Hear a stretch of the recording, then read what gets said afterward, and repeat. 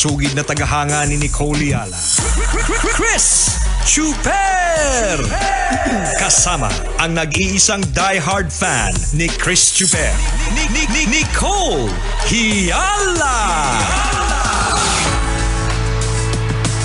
Mula sa Mahiwagang Burnay. Ang kwento.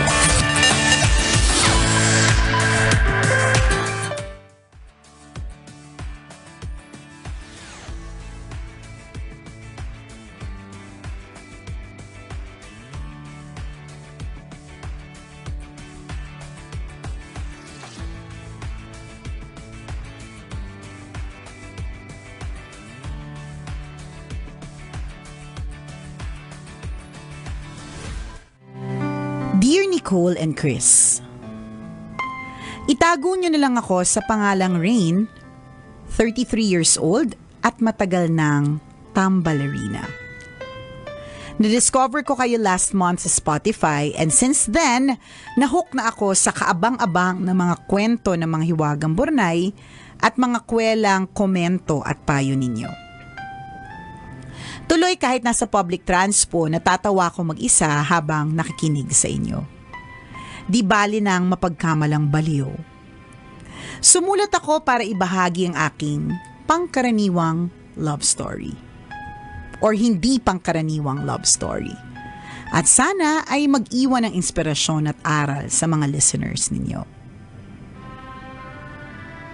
Balbasarado at puno ng tattoo sa braso. Kaya sa unang tingin, aakalain mong straight ako. Pero kapag nagsalita na ako, alam mo nang hindi. Pandemic nang makilala ko si Christian sa isang dating app. Mestizo, macho at laking probinsya. Nasa exploring era kaming pareho kaya unang kita pa lang threesome agad. Ano ba to? Tanghali! Nakakaloka! Ito po talaga mahirap kapag ang kwento na may Wagang Burnay laging live. Ibig sabihin, lagi po siyang hindi binabasa beforehand. Oo. On the spot. On the spot, hindi namin na-filter. Basta tatlo magkasalo. Ganon. Ayan. Sorry na po. Ayaw namin ng mga ganyan pero yun ang kwento niya. At nasundan pa ito ng maraming beses. Minsan kami lang, minsan tatlo kami, minsan isang grupo. Oo, mapupusok kami. Young, wild, and free. Tinalo talaga namin si Dora the Explorer. Kay Christian ko naranasan lahat ng una. Hindi ko na po iisa-isahin. Name it, we have done it. Naging kami ni Christian noong June 2021. Dahil hindi pa kami sawang mag-explore, nagkasundo kami na magkaroon ng open relationship. Ibig sabihin, pwede pa kami makipag-date sa iba. First boyfriend ako ni Christian at first time ko naman magkaroon ng open relationship. Ang maganda sa setup namin, nakukuha namin sa iba yung hindi kayang ibigay ng isa't isa. Madami kaming nakikilalang bago na eventually nagiging friends namin. Never naging issue ang third party kasi nga, allowed yun. Walang kaba na baka may mag-cheat. Minsan nga, we encourage each other pa na makipagkita sa ibang guys. Tapos, pinagkukwentuhan namin ng mga kaganapan na parang magbarkada lang. Kaka-celebrate lang namin ang aming 3rd anniversary. Masaya kaming namumuhay kasama ang aming 2 pusa sa isang magandang apartment. Financially stable kami at nakakapagbiyahe para magbakasyon paminsan-minsan. At tanggap din ng aming mga pamilya ang aming relasyon. Alam kong tataas ang kilay ng marami. Sasabihin siguro ng iba, hindi normal ang setup namin. Wala kaming pake, honestly. Ang importante, masaya kami at wala kaming nasasaktan. Sana kahit paano maging daan ito para mabuksan ang isip ng mga tao na may ganitong klase ng relasyon dito sa ating conservative na bansa. Naniniwala ako na magiging matatag ang isang relasyon, open man ito o hindi, basta merong mutual respect, open communication, and honesty. Maraming salamat po sa pagbasa ng sulat ko, Nicole and Chris. Hanggang dito na lamang, all the best po sa inyo at sa inyong programa. Ang inyong tambalerina, Rain.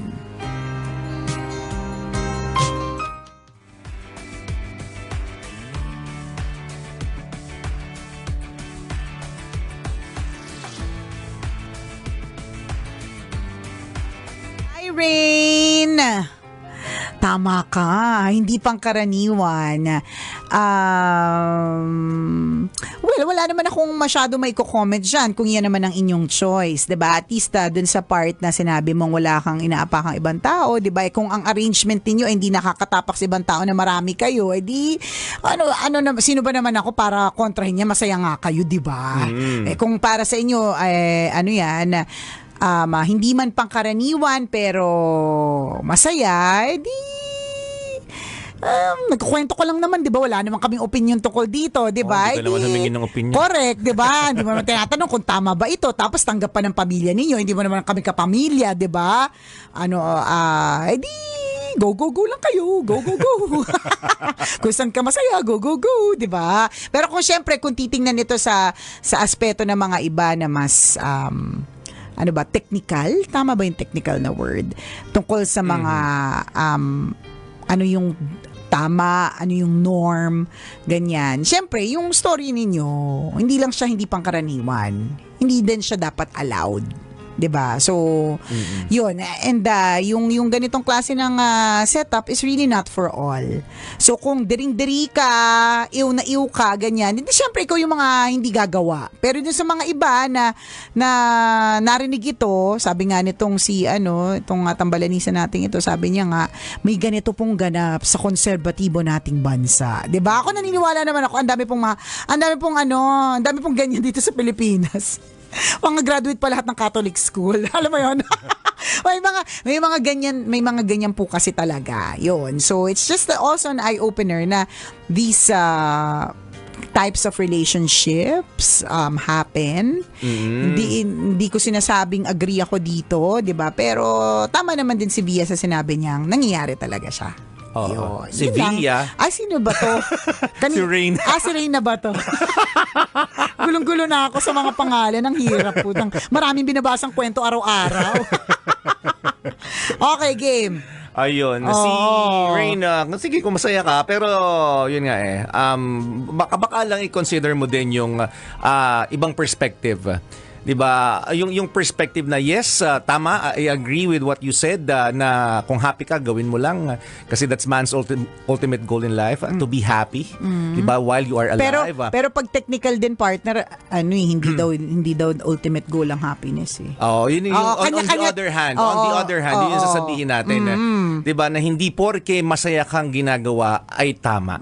Hindi lahat ng masaya ay tama. 'Di ba? Yun yung gusto nating sabihin. And maybe you might consider that kind of perspective. Kasi minsan yun nga yes, we are young, wild and free, pero lahat po kasi ng actions natin may consequences. Diba? Mahirap din pag halimbawa magkaalaman, open sila sa mga ganyan. I don't think I may be wrong, 'di ba? Pero halimbawa, may makilala kong ganyan. Ang may isip ko is, hindi sila seryoso towards relationships. At kung ako yung tipo na, ang POV ko, gusto ko ng seryosong relasyon, hindi ako makikisali sa kanila. Ganon. Parang ganon. Di ba? Pero again, that's your decision. Decision mo naman. Hindi mo naman hinihingi yung opinion namin. Pero I like nung sinabi ni partner na, pwede mo ring i-consider yung tama ba lahat ng mga actions na ito? Hindi naman. Hindi pwede mong i-justify. Masaya kung well, that's my opinion. That's our opinion naman. Diba, na hindi porke masaya natin ginagawa, lahat ito ay tama. Diba? Yun nga ulitin lang natin, lahat ng ginagawa natin sa buhay na ito ay may consequences. Diba? In whatever context. Diba? Yung cause and effect, sa science, 'di ba, from a scientific POV, may cause. So kung may cause, may effect. Sa philosophical context, may karma na tinatawag, 'di ba, sa biblical context, may fires of hell na May sabihin, may sins. May Oo, sin pwedeng na sins na tinatawag, Oo. ganyan. Siyempre, tinatry na din namin maging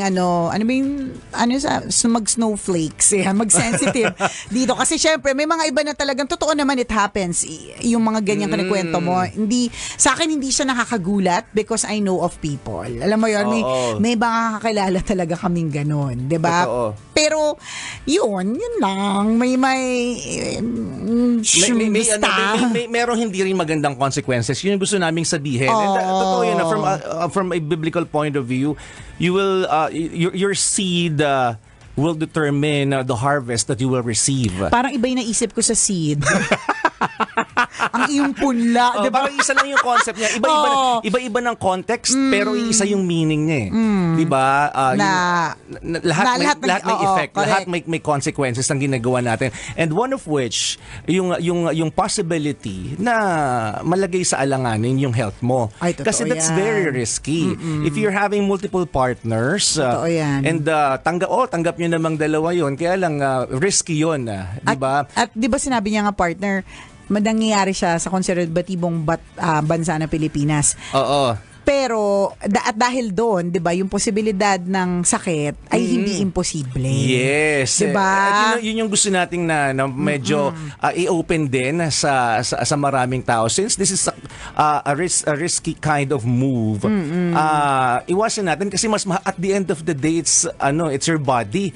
It's giving value to your body, to your health. Ayaw naman natin, sige, nag-enjoy ka, masaya akong ginawa to eh. Ito na yun eh, 'di ba? Pag dumating na yung consequences na sinasabi natin, teka, nalagay ako sa alangan, baka huli na. Kasi hindi naman lahat ng mga yung nakaka-camerot ninyo, lalo na kung grupo-grupo, sure ka ba na papatest lagi? Sure ka ba na safe? 'Di ba? Kung open sila sa ganong klaseng setup, ibig sabihin may mga iba din sila mga sinasamahan. So yun yung medyo delikado doon. Plus, ang isa din POV dyan, hanggang kailan mo to gagawin? Alam mo, tatanda ka din eh. 'Di ba? 'Di ba nga yung mga mag-asawa, especially if matanda na talaga sila, maaaring meron pa rin silang mga tawag doon, passionate moments. Pero 'di ba dadating yung panahon na pag matanda na sila, they just like the idea na kahit hindi na tayo kasing pusok o kasing init nung tayo yung mga bata pa, pero yung just the idea that we have somebody with us, a companion, a best friend, 'di ba? Yes. To be with us until our dying days. It's such a great blessing. So parang yun lang, hanggang kailan lang din tong ganito. Kasi syempre, partner, yung mga ganapan na ganyan, pang young, wild and free talaga yan, we get it, 'di ba? Pero sana bigyan mo ng kung hindi mo man hiningi yung opinion namin, pero kanina pa kami opinionated dito. Kung maaaring hindi na rin sa'yo to, para sa iba na lang. Hindi na lang sa'yo. Para sa iba na lang. Sa iba na maaaring nasa ganitong klase din ng sitwasyon, pero hindi nahihirapan kung naguguluhan tama kung nasaan pa ba ako. Ganon. Diba? So ito, pwede mo i-consider yung ganitong klase ng discussion. But again, if that's your decision, then sabi mo nga, wala ka namang pakialam. Correct, So diba? maaaring Honestly. wala ding impact sa itong mga sinasabi na. Baka mabawasan tayo ng tambalanista eh. Kasi baka sabihin mo, ay naku, parang hindi naman ako kinampihan or hindi sila natuwa for me. Well, natuwa kami dun sa part na na accepted ng mga ng family. Kasi yan yung mga bihira naming marinig or yan yung problema ng ibang accepted ng tambalanista. family, yung same gender relationship, but yung nangyayari, ganapan ninyo, yung hindi open relationship, correct. I don't think mag-agree din yung family. Oo nga I was about to say also, accepted nga pero nakakahappy yung partner, pero nasplok mo na ba sa nanay mo na nagrupo-grupo kayo, 'di ba? Parang ganon. Kung nasplok mo na, super ang open-minded yung nanay at tatay mo about it. Ako dun ko nakikita kasi ang dami nga nating mga stories na binabasa sa kwento na Mahiwagang Bornay na ang problema nila is hindi accepted yung kanilang gender preference, mga ganon. So ikaw, dun lang ako na happy na part Tsaka Oo. yung nasasayahan ka, pero para sa akin, temporary kasi yan. So hanggang Tama. kailan yung Basta may ganyan. consequences ang lahat ng ginagawa Oo. natin. And siguro if you're open to the idea of parang 'di ba, mutual respect as you said. And honesty. Kasi parang Oo, but- naguguluhan ako sa walang tinatapakang tao pero ang daming parties, 'di ba? Tapos naguguluhan ako sa part ng honesty. Pero paano naging honest 'yun? Ayun. So, yung kung open ka doon sa idea na mutual respect, you should also be open to the idea of what we call self-respect. Kasi minsan ma-realize mo din yan, teka, ano bang ginagawa ko sa katawan ko? Oo. Diba? Ano ba to? Ano ginagawa ko sa sarili ko? Diba? So, mga ganon, maybe you can consider those perspectives. Yan. Hindi ba man hiningi yung opinion namin pero binigay pa rin namin. Oo, you might. Oo, baka naman consider. Oo, baka naman yung of course everything happens for a reason, no. Baka naman with you writing this down and ang purpose mo talaga is just to share it, 'di ba, na yung open relationship na ito. Pero ang purpose pala talaga is for you to have a different POV Yes. about what you're currently doing. Hindi Diba? naman ang So, buhay Diba? Time, oo. mindset, circumstances can Correct. happen at any time. At any given time. At saka learnings. Hindi naman Yes. maaaring ito yung paniniwala mo all your life, 'di ba? Pero merong makakapagsabi sa'yo na, ay, oo nga no. Ito na pala Ito yun. na pala. Akala ko tama pa yung ginagawa ko. Hindi na pala. Ganon. Ayaw din naman namin buhatin yung sarili natin. Oo, Basta kasi kami din mismo talaga namang makasalanan din kami. Ang dami naman namin talagang bawas ligtas point sa langit. Sa totoo lang every day of our lives, 'di ba? Pero we'd rather not have an open relationship, 'di ba? I mean, but that's our POV. Oh, but thank you. Thank you, Rain, for sharing your story with us. At kung ikaw, Kabisyo, gusto mo ring ikwento ang kwento mo. 'Di ba? Malay mo ma-feature sa ating Mahiwagang Burnay o kaya sa ating podcast. Pwede mo kaming i-email. Send your stories at mahiwagangburnaystory@gmail.com. Mali mo, kwento mo na ang ating pag-uusapan sa mga susunod na araw. Kaya send mo na yan, Kabisyo. muli ako po ang inyong kumikinang ina na si Nicole Yala. At ako naman si Cambio King Chris Chuper. Na nagpapaalala, walang matatag na relasyon sa malanding may determinasyon. Yun!